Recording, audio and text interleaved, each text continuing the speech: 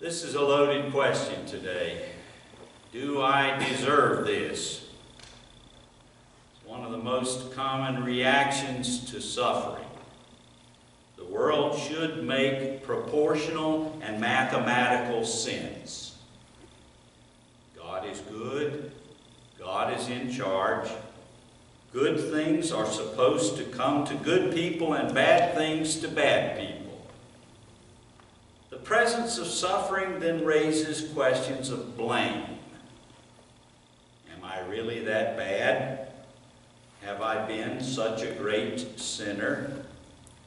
Have I been fooling myself into thinking I am better than I really am?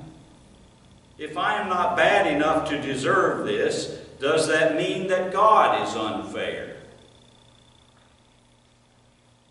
People who read the Bible carefully sometimes have the most trouble with the question, do I deserve this? Because there are biblical passages that interpret the suffering of human beings as a consequence of their sin. Genesis 3, the story of the fall, says that suffering, pain, struggle, hard work, and death came into the world as a result of the disobedience of the man and the woman with a little help from the snake.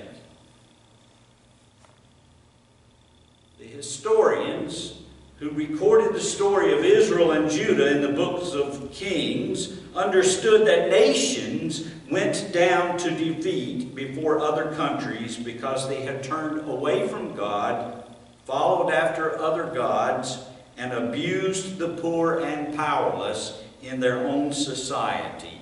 And eventually, this sinfulness led to the disaster of the Babylonian exile in 587 BC, when many of the Jewish leaders and people were carried off to Babylon, taken away from their homeland and their places of worship. The great Old Testament prophets also made connections between the sins that people committed and the trouble that would soon come upon God's people. Similar ideas can be found in Proverbs and the Psalms. The world makes sense, and sin leads to unpleasant consequences and suffering. When people today suffer, they remember these texts, these Bible passages. We should at least consider the possibility that there is something to this old biblical belief that sinners bring suffering upon themselves. We all do things or leave things undone that contribute to our own problems. We are unable to love as we ought, and therefore we are not loved as we wish. Our habits of eating, drinking, smoking, avoiding exercise, and leading stressful lives make us susceptible to physical and mental illness. In ways still unknown to us, we may even be responsible for some of our own diseases and premature deaths. Now, we can't draw a mathematical connection, but think about the environment and its impact upon cancer rates in certain places in the nations and localities. I am sure that both of my grandfathers could have lived a decade longer if they had not been chain smokers. One of them smoked Winston's and the other smoked unfiltered Camels. So we ought not be too quick to dismiss the question, do I deserve this, as if it were an antiquated way of thinking in our postmodern world, or as if any suggestion of sin or guilt or personal responsibility is unbiblical. Having said all this, it still remains true that we cannot understand all suffering as a result of sin. It is one thing to say that disobedience to God will cause suffering. It is implying much more to say that all suffering is the result of sin. You cannot always work backwards mathematically from the suffering and suppose a specific cause. Nothing works out that simply in this life, marked by complexity and ambiguity. Maybe the sin that brought you trouble is the sin of someone else. A family member who abused you, a boss who is mean, a drunken driver who caused the accident, or the failure of leaders to prevent war.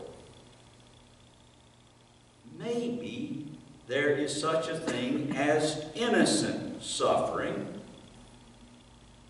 accidents, people who happen to be in the wrong place at the wrong time. Job is certainly an example in the Old Testament of one who did not deserve all that was happening to him, but he had 3 friends who tried to explain it to him that way, and he didn't buy into it.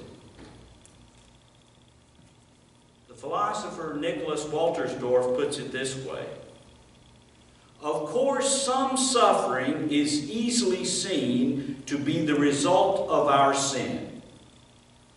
War, assault, poverty amidst plenty, the hurtful word. But not all, he says. Our net of meaning is too small as human beings.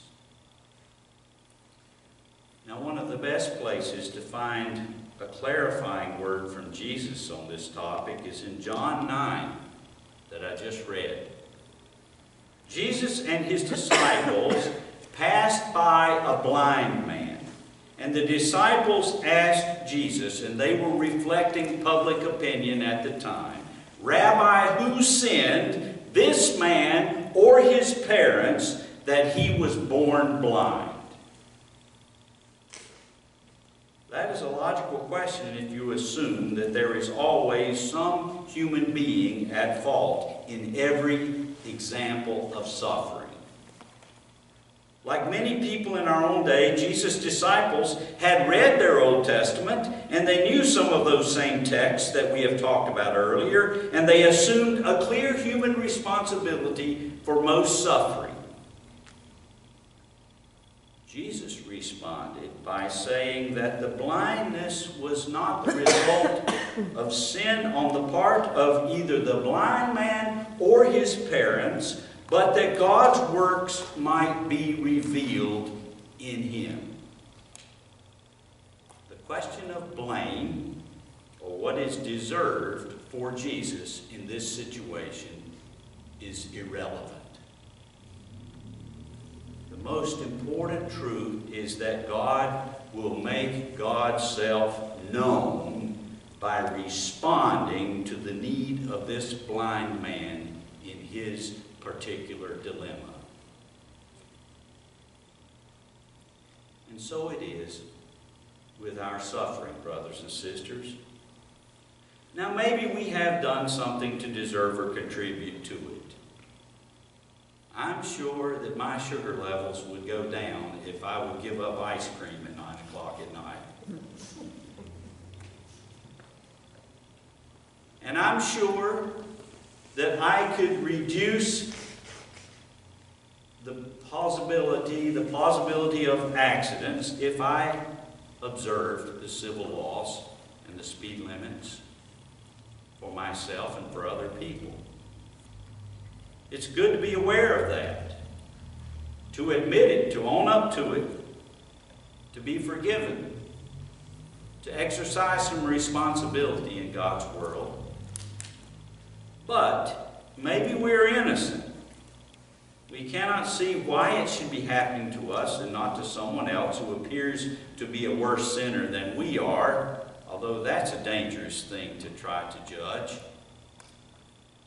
The suffering is real wherever it came from, and God is there to meet our needs for comfort, healing, and strength, whether we can figure it out or not. Do I deserve this? If the answer is yes or possibly, Jesus brings forgiveness. If the answer is no, Jesus brings us a word of relief from the compulsion to see all suffering as punishment and helps us to give up our obsession of mathematics in that area of human life. Or in the words of the famous doctor and theologian Paul Tournier, the cross is at one and the same time forgiveness where we are guilty and true relief where we are the victims. Thanks be to God. Amen.